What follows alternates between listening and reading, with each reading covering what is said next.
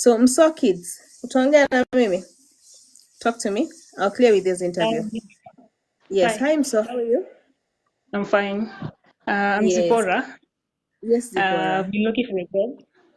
I've been Mm-hmm. looking for a job. I Yes. graduated last year Mm-hmm. and I've been looking for a job since then. What course? No, I did statistics. Okay. Yeah, I've been looking for a job, sending my CV, no luck. Okay. So, kama unaweza nisaidia. Okay. Where are you based? Are you in Nairobi? Yeah, I'm in Nairobi. All right. That I'm is in Mso Ruiru. Kids. In Rilu. Yeah, Mso Ruiru. Zipporah. Zipporah. All right. So statistics.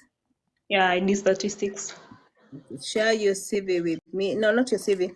Drop me your number. Let's have a conversation on the side. Okay. Thank you.